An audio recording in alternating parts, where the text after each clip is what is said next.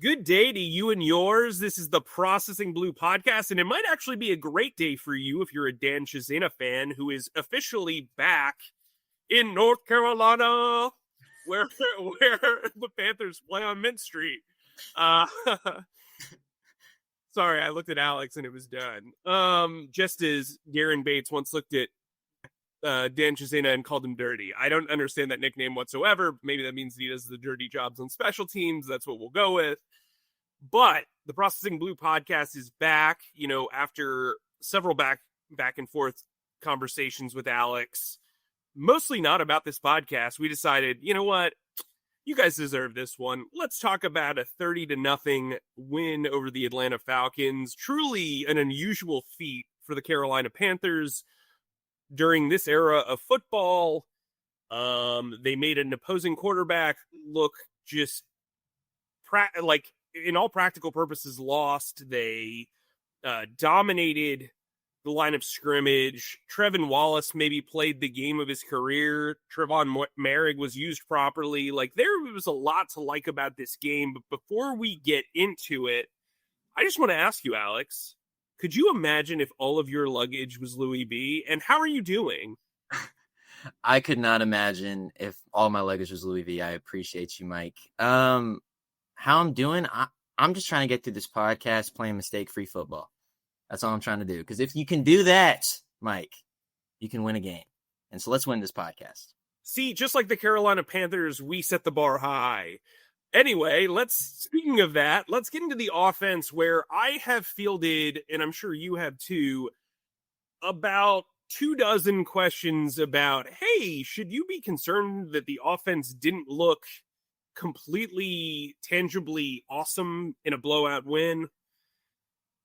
Well, I say nay. I think they did their jobs. And what I was most encouraged by on Sunday was the opening script by Dave Canales, Brad Izek, and the Panthers offense. This is, I don't want to call them a vanilla offense, but they are a very elementary offense. If you execute and you do the right things, you are going to have success. If you don't, you're going to be figured out quick and you're going to lose.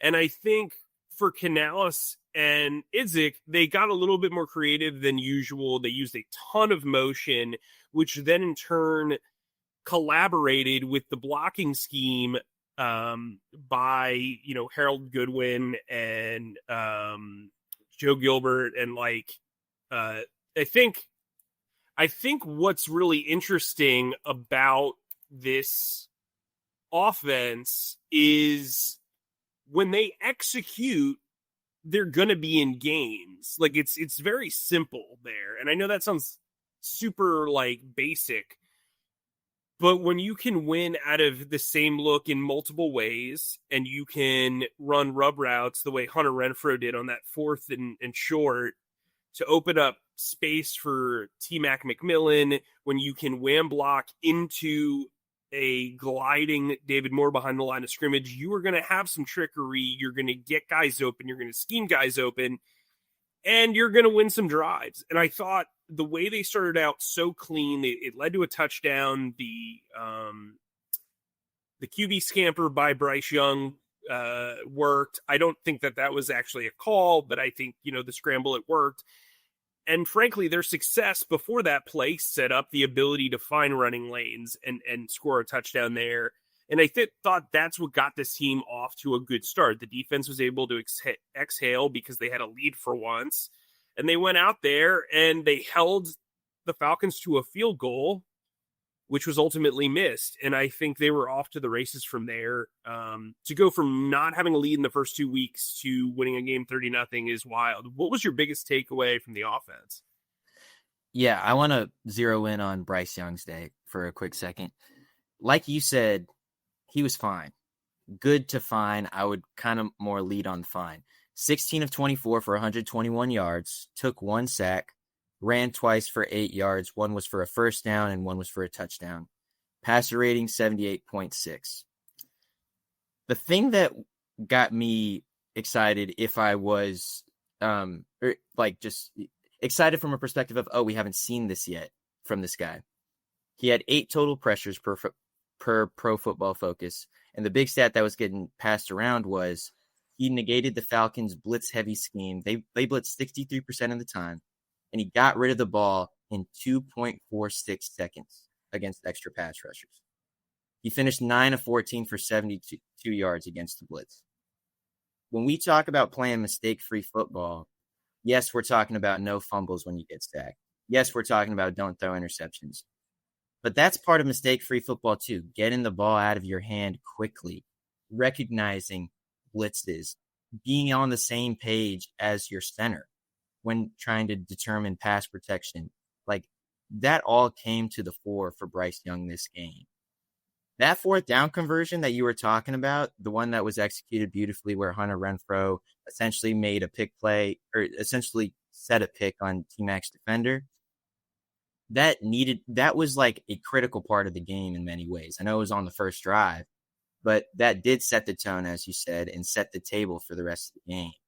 Like, when you can mix that execution with the way that Bryce Young managed this game, it's gonna come close to a win, if not going to be a win. And then if all these other dominoes kind of line up, the Falcons struggle on special teams, they miss this many field goals, they have these clock management issues, you're gonna have a lopsided win. And that's what happened. I'm curious to hear what you think of Bryce Young's day, but I think fine is a good way to put it. Yeah, he was fine. He did his job. Like, I don't think, listen, it's, as I wrote in the mailbag this morning, when you are up by 10 or you're up by 23 or you're up by 30, there is no reason to open up the playbook and expose things for future weeks. That is a fact. That is elementary football. So when you're taking that lead, you just want to manage the game. And people have asked me if Bryce is a game manager. Well, are we going to give somebody a nickname after the most unusual game we've covered since being on this beat? No. I think, if you look at Jalen Hurts, right? Jalen Hurts averages roughly 25 passes per game. He averages 150 something yards per game. And yes, he's using his legs a lot, so it's not necessarily a great sample size to compare to, but when that happens, it's play calling's based on situation. Some weeks a guy has to be a game manager. Other weeks, he's got to throw the ball 45 times, which is what Bryce Young averaged over the first 2 games of the season to come back in that stuff. And I took a mailbag question from somebody who said that the offense didn't look good compared to the second half of last season. And I think you need the very valuable context of those were either shootouts or they were desperation efforts to come back in games. Right. Last year, the Panthers offense during the last 9 games of the season averaged 24.1 points per game. Yes, on Sunday, they scored 23 points. So just a smidge off. And so, like, when the defense is doing its job, that's what we call complementary football, the offense really just needs to pick up first downs, however they may come, and just operate. And, you brought up their blitz-heavy opponent. Them using wham blocks to keep them honest. Like, a wham block is when I'm trying to think of an elementary way to explain this, but you probably saw tight ends come from the other side of the line of scrimmage to block on the opposite side. So essentially they were pulling, but they're tight ends. So it's more, a wham block is more to get you from off kilter, like T-boning, like in a car accident, right? Like, so you're making them think twice before coming down that lane. And then you're also kind of knocking guys off their feet and creating open lanes for the offensive line to get one-on-one matchups and blocking in the next level. Like, and then when you have David Moore coming from the side, well, he can decoy is potentially doing a wham block, but also on top of that, you have 2 guys, if you're listening to this, that are basically like passing in the night, and they can go different ways. They can create misdirection, that can create other blocking opportunities, it can create running lanes. So I thought, for as simple as the Panthers offense is, they added wrinkles to make it so that it was dynamic and you had to think firsthand, because they were using David Moore in motion behind the line of scrimmage on plays where they wouldn't wham block. When they would do wham blocks when Moore wasn't in it. Like there wasn't like a lot of trickery. It was just a matter of, hey, you're going to have to guess what they're going to do pre and post snap every single time. And I think that helped against a team that was very aggressive. Yeah. I thought it really helped in the running game. You saw, Tommy Tremble and Mitchell Evans, who I believe is starting to come into his own, by the way, after watching the film yesterday. And Jatavian Sanders, even, they all kind of stood up one of their assignments, and that opened up pathways for Cade Mays and for Chandler Zavala and Damian Lewis, who I thought had a pretty good game as a run blocker, at least better than Mays and Zavala in that regard. So we saw Chuba Hubbard kind of get going. He kind of steamrolled. And really, you're just trying to mitigate the clock. Like when you're up 10-0 at halftime and then eventually, take a 3-score lead. And I think that's what they did. And he closed. Yeah. I wanted to get your opinion on this. So when you're looking at the snap counts of this game, a couple things stood out. The thing on offense that stood out to me was that David Moore played 56 offensive snaps. That's 97% of the offense. Whereas Hunter Renfrow only played 17 snaps. That's 29% of offensive snaps. That is down from 42 from week 1 and then 69 snaps in week 2. So I think you look at this snap count and you're like, okay, they used a lot of 2 tight end sets because Jatavian Sanders and Tommy Tremble were in the game a lot and they were in the game together a lot. But how do you account for Moore's increase in playing time? Because he wasn't getting nearly that much playing time the first 2 weeks. And you can't also just merely say Xavier Legette was out, so David Moore stepped in. Or is it that simple? So I think, one, Xavier Legette obviously being out, they needed a Z receiver. David Moore, Canales has said multiple times, is very good at understanding the outside receiver spots. Hunter Renfrow is almost strictly a slot receiver. So when you're playing 2 tight ends, if you're going to have an F and a Y, I mean, you're not going to have the slot receiver out there. So they also use 13 personnel a little bit too. So that was just going to take Hunter off the field. I also think like Hunter has been fine in spacing and against zone coverage, but for the most part, he's looked, kind of slow against man. And so I do wonder if they were just like, we're not going to motion Hunter. We're going to motion Moore a lot. He's going to be a decoy. Like they're like something in football, like people will be like the sacrificial X receiver. The guy's just there to kind of run routes and whatever. I mean, Moore wasn't sacrificial. Actually, I thought his motion ability opened up a ton of stuff for them, especially early on in the game. And I think, David Moore's a guy who is typically a backup. So if you're going to play him a bunch of snaps, there's not a lot of risk involved. I don't know what the game plan would have been. We talk about situations had they not blown them out, right? Like maybe Tremaine plays more, but you trust David Moore. You know what he's capable of doing. He's the coaching staff's guy. And I think that was kind of part of it. We've also seen David Moore step up, especially in close or important games. They could not lose this game on stupid mistakes. And David Moore does not make a lot of mistakes. You saw after Trevor Etienne fumbled the punt return, he muffed the punt. David Moore became the safe punt return to the rest of the game.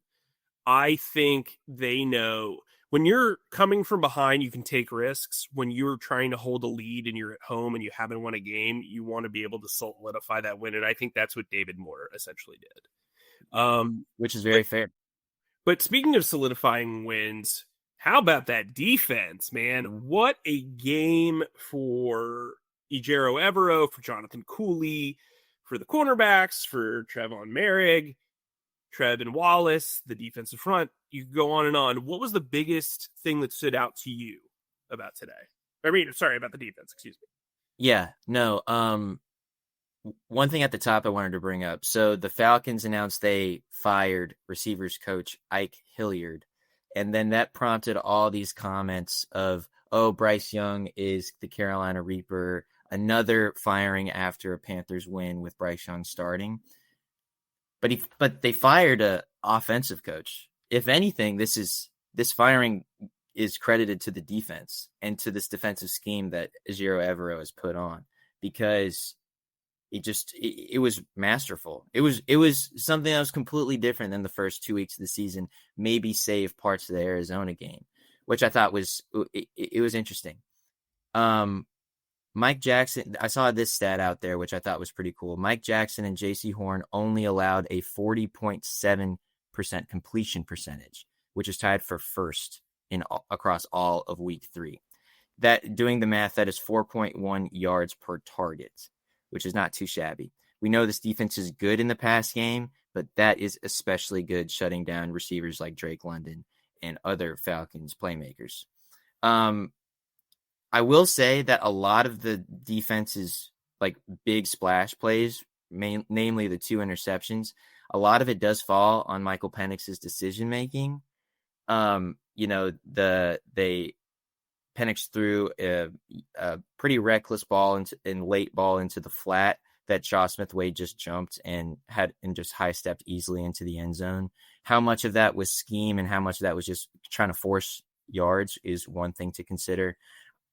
Upon looking at that play in the all 22, he did have a receiver open like 15 yards down the field. Maybe the pressure got to him. Whatever the case may be, not a good decision. And then the Mike Jackson interception, maybe like his receiver just kind of fell down and made it so Mike had a really easy catch that he should have probably taken to the house, though he said post-game he just wanted to let the offense score so he can have some Gatorade. So, I mean, like, I think it was a combination of things. I have one interesting thing that I thought was cool on the defensive line in the front 7. I thought Evero was pretty interesting, or pretty innovative in how he put those guys up and lined those guys up. A couple times where they got the most pressures, they had Princely Umanmielen on the left side. They had A'Shawn Robinson in the middle. And then they had Nick Scorton kind of at that 4-eye spot on the right side, just inside the right tackle's helmet. And then on the other side, they had DJ Wonnum. So they had 3 of their outside linebackers on the line of scrimmage, ready to Lightning package. Yeah, the lightning package that you were telling me about in the press box. And like pretty much every time that they used that package, something good happened. Now, it didn't result necessarily in sacks all the time because the Panthers didn't ultimately bring Penix down all that much. But a lot of incompletions, a lot of quick forced throws, a lot of like positive plays for this defense. And that's what you get when you have really, really dynamic guys on this defense. When you have Nick Scorton, who can play a legitimate defensive lineman as well as a speedy outside guy. When you have Trayvon Merrick, can line up as essentially a linebacker and as a safety. That dynamicism, or I don't even know if that's a word, that stuff paid dividends on Sunday. And if they can keep channeling that, it'll make for a better defense going forward. Yeah, I agree. And I think you hammered home the point that I kind of made out of this game. I think Trevin Merrick was used properly for the first time in the 3-week period. He was a dime linebacker. He was a nickel corner. He was a box safety. He looked improved both in the passing game and as a blitzer. You're going to sacrifice some rushing yards when you're moving a guy around like that, where he can't kind of feel out a single position, I think. And I think that helped them. I think Trevin Wallace doesn't need to be on the field every which way. Like, to me, he is a jack linebacker that you put in on first and second down, and he reads and reacts and he attacks. And then he doesn't have to overthink the passing game too much. Christian Roseboom kind of had another rough outing. He played all the snaps. I can't recall like a massive positive impact there, if I'm being honest about it. I mean, I watched the film, I watched it live. He was not good, but I also don't think he was like abysmal either. I thought the corners continue to be great. I mean, Mike Jackson's lack of regression is one of the more pleasant surprises that this team has going on, because it seemed like he played at his zenith and he's still playing at that level. J.C. Horn is J.C. Horn. I could talk about him for hours. Shaw Smith-Wade, the interception, he apparently called his number on that one. They did a check from zone coverage.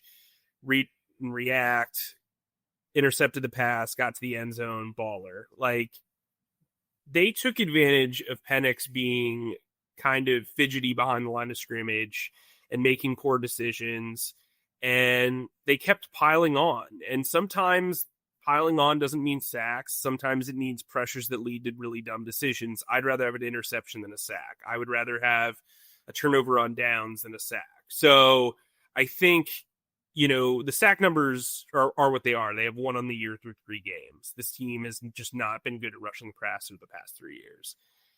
But they'll take that win. They'll take that dominant performance. I think they've done very well in coverage.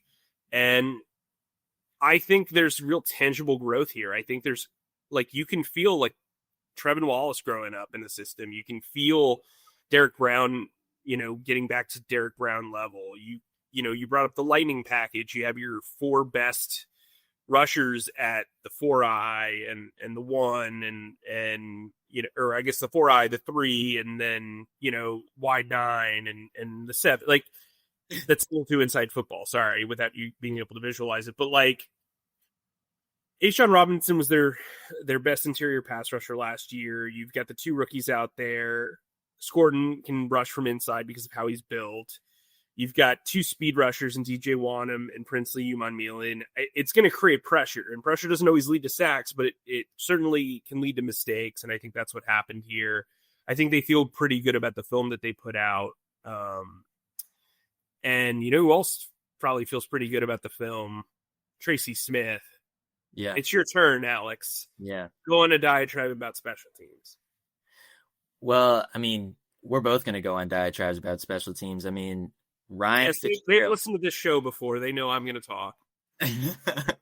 Ryan Fitzgerald was 6 for 6, 3 point after attempts, one of which was from 48 yards because of an unsportsmanlike conduct penalty, and then went 3 for 3 from field goal attempts, one of which was 57 yards, which I believe tied the second longest kick in Panthers franchise history. It was literally the perfect day. Okay, it was the perfect day minus 1 muffed punt on special teams. I don't think it could get any better. Ryan Fitzgerald. Yeah, he could have not muffed the punt, but yes. Yeah. No, but when it comes to the rest, I mean, you're never going to have a flawless game is kind of my point. And the fact that one flaw could have really shifted momentum and it didn't because the Falcons failed to score a touchdown and then later missed the field goal. That's about as much as you can ask for if you're the Panthers. Talked to Ryan Fitzgerald after the game. Apparently Florida State, their social media team also regularly typed his name out as Ryan Fitzpatrick, which is kind of funny because as listeners of the show know, a couple of episodes ago, I incessantly called him Ryan Fitzpatrick, which was just so annoying. But yeah, no, he had a great game. The thing that the coaching staff and honestly his teammates kept bringing up was how good he was at kickoffs. At least JJ Jansen talked about it. He's kicking those knuckleballers really well. The Panthers are utilizing the new rule, the new kickoff rule, to where, okay, if the ball lands in the landing zone, which is anywhere between the 20-yard line and the goal line, then the ball is live. Then the players can go and hopefully the ball will take a strange bounce and the coverage team will have an advantage. Ryan Fitzgerald has essentially mastered that kick. I don't know what kind of practice it is required, but he's essentially mastered that kick so much so that the Falcons, once they figured out, okay, they're going to try to put the ball on the ground and they moved up, he just flung it perfectly to the goal line to where they had to receive it at the goal line, back up, all their momentum's going back and have to charge forward after that. And that yielded a really good result for the Panthers special teams as well. That field position game is music to Dave Canales' ears. And make no mistake, it is a pretty big reason why the Falcons didn't score any points in this game.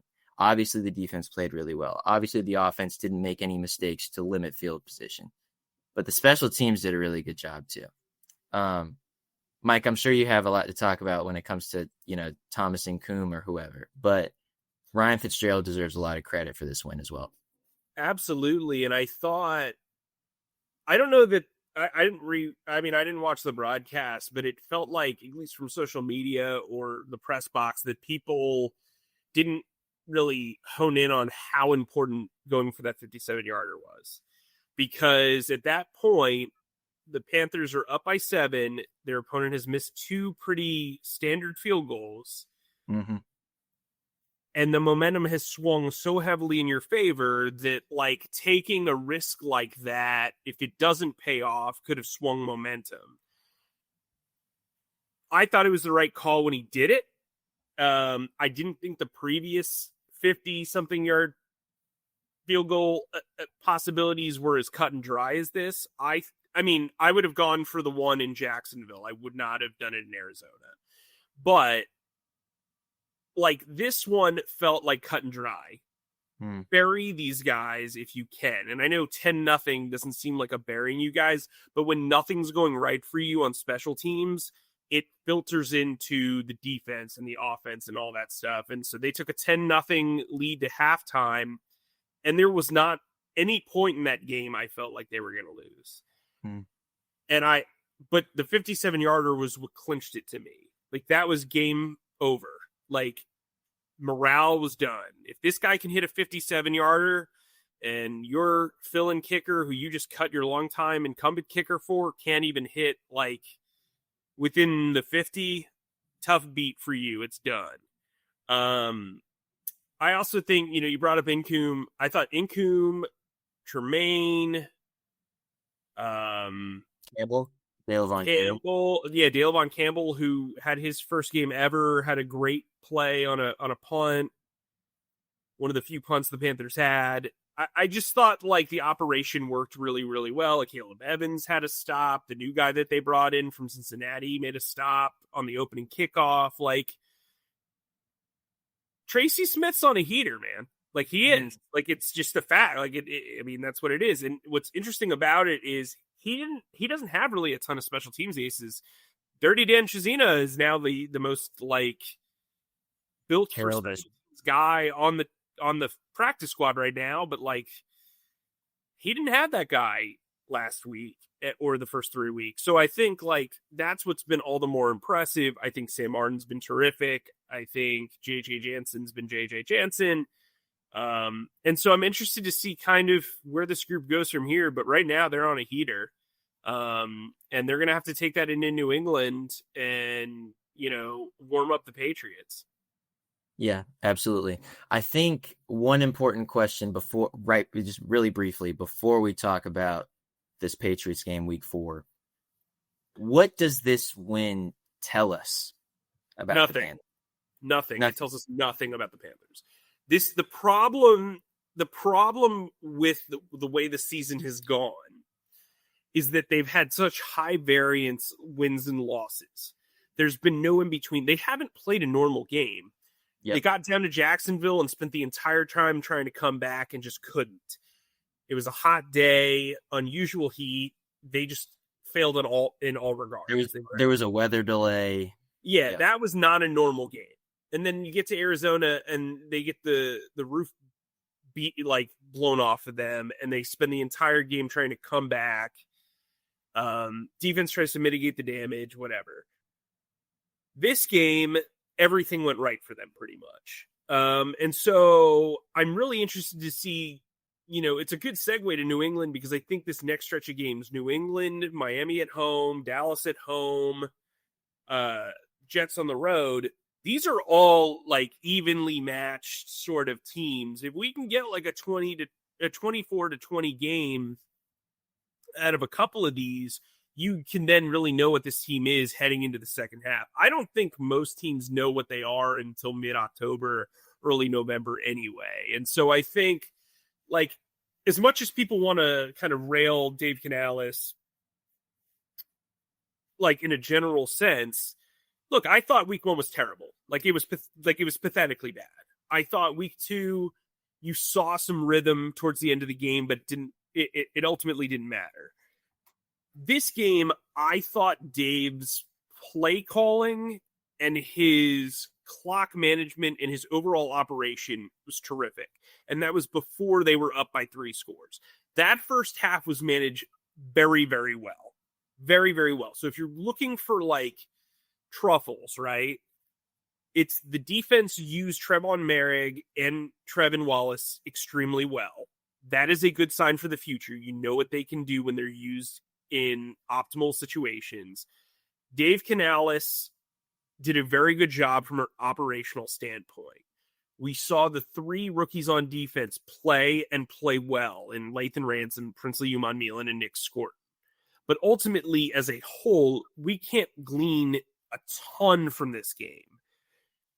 I think individual, like the problem with the NFL, and everyone knows I'm a baseball fan. Baseball, they play almost every single day, so there's like a new storyline every single day. The problem with the NFL is you dissect this for an entire week, and when they lose, and they lose in an embarrassing fashion, everything gets heightened. When they win, everything gets heightened. I'd like to see the defense continue suit. If they play like they did in this game, or even like, you know, a rung lower, this team's got a shot to be a close to 500 ball club.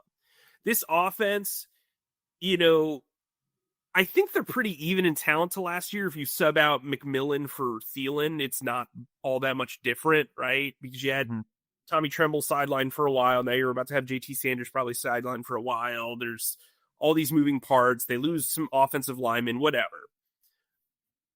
The defense, talent-wise, is exponentially better, especially on the front end. Like when Turk Warden gets back and Patrick Jones is in there and they find a healthy way to move this front seven rotation around, and Trevon Merrick is playing his like Swiss Army knife thing, I think this defense can hum from a talent perspective. It's just a matter of Evero putting them in the right spots. And I think they probably learned a lot about their individual talent as opposed to their overarching unit here. I think the special teams is probably due to regress eventually because that's special teams in general. There's going to be a lot of movement there.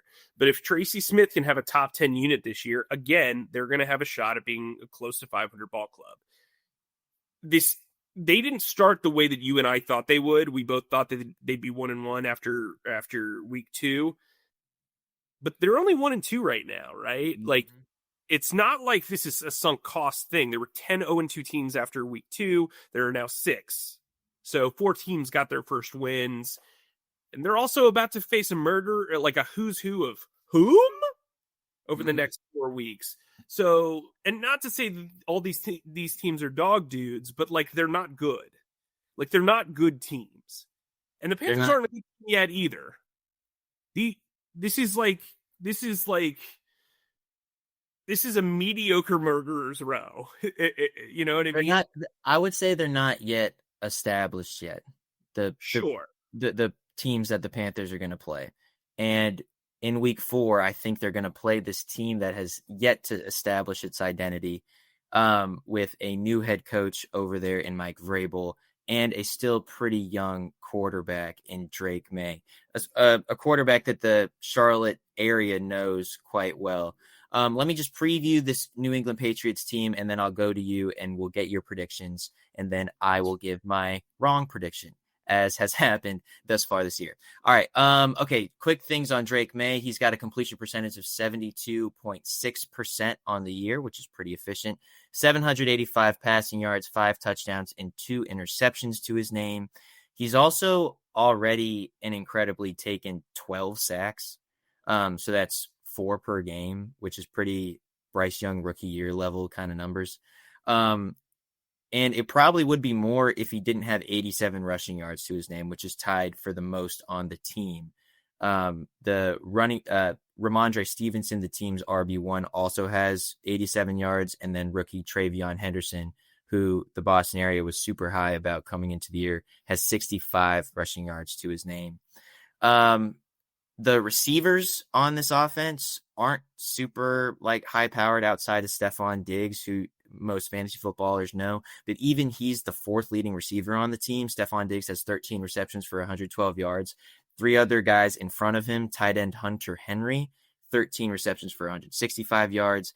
Kayshon Boutte and Ramondre Stevenson's both have around there. Not a ton of firepower on this offense, honestly. And particularly when you mix in the stats and all these things. However, or the sacks and all these things, but still somehow they're in all these games outside of a -3 turnover margin. So, Mike, I just laid all that out there. How do you feel about this game coming up? I'm a big fan of Mike Vrabel's. This is a tight end adjacent team, so I'm constantly going to be paying attention to them. Look, they're middling offensively. Like, if you really look at this beyond the individual stats, right? Like, they're 17th in total yard, or excuse me, they are, sorry, that's on defense. They're 11th in total yards, 19th in rushing yards per game, and then 8th in passing yards. I think this is really a team that goes as Drake May goes. And so I think from their perspective, if they can protect him and he can avoid turnovers, they feel pretty good about themselves. But they are tied for 29th in the league in sacks per pass attempt. So you can get to them. So this is going to kind of be like a mishmash affair for the Panthers, because they've got a very good run defense, not a very good pass defense, and their pass blocking is poor, and the Panthers pass rush is poor. So like, you're going to have to win on your margins that are not necessarily your go-to bread and butter stuff, right? So like, they're limiting runners to under 3 yards per carry. That's tough. Mm-hmm. And that tells me that they're not fluky with it, especially considering the fact that they have lost 2 games, right? So they've lost 2 games and only given up 2.78 yards per carry. Like, that's wild to me. And it tells me that the games are relatively close that they're losing, right? Like, they lost to Pittsburgh 21-14 last week. And it seemed like it was a pretty feisty affair there. Defensively, they're allowing about 316 yards per game. Rushing wise, though, again, they're allowing 60.3 rushing yards per game. That is wild. Like, wild stuff. Again, prior to week 2, the Panthers had allowed 200 rushing yards or more in 7 consecutive games. A good game for them was 131 yards allowed. So, like, that's pretty special run defense right there. And these guys are going to be gritty. They're a Mike Vrabel team. Where they struggled, though, is against the pass. And so that's where I think this is going to have to be a Bryce Young versus Drake May sort of quarterback game, right? So they're allowing 256.3 yards per game. That's 29th in the league. They're averaging 8.64 yards per passing attempt. That's wild. Again, 31st in the league. So this is going to be on Bryce. I mean, this is like, they're not going to probably have like a lot of run help there. They need to figure out ways to be creative in the passing game. They need to target T-Mac McMillan as much as possible.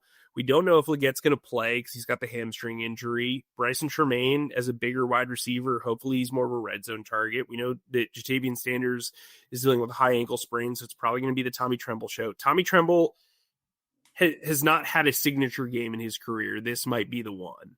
And I think they need to trust their tight ends in this game.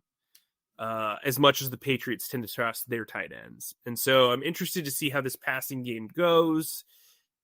I'm not terribly optimistic about this game. I do think they can come out of this stretch at 2-2 or 3-1. But the Patriots kind of have me a little nervous, because you would look at the rushing defense and you would say, well, how are they going to set up play action? How are they going to set up motion? How are they going to give Bryce Young opportunities to pass the ball? Like, they're 6th in sack per pass attempt rate on defense. So they're going to bring pressure. That's going to happen. And so, this is going to be a game that the defense and Bryce Young are going to have to wear. And if they can get to Drake May and create mistakes via turnovers and sack Drake May, they got a real shot here, even though it's on the road and it's in the Northeast, and Bryce is coming off a fine game. The offense is coming off a fine game. This is going to be the real test for them. And this is where we're going to learn probably what this team is. What's your overall opinion on what could go down on Sunday? So you didn't give a prediction of whether, and I guess I'll give mine right now. I largely agree with you in this matchup weirdness. I'm going to pick the Patriots winning 21-17 if I have to give a score to it. They had 5 turnovers last week against the Pittsburgh Steelers, 2 of which came in the red zone. They are better than their opponents in pretty much every single team stat that includes third down complete conversion percentage. They're 44%, which is pretty good. Their opponents are 40%. They're 6 of 7 on fourth downs somehow. They have more total offensive yards than their opponents, more total rushing yards than their opponents, obviously, which goes to your point about their rushing defense is really good. The only thing that they're not good at is playing mistake-free football. They are -3 in the turnover battle. You can't have 5 turnovers, 2 of which in the red zone, and expect to win.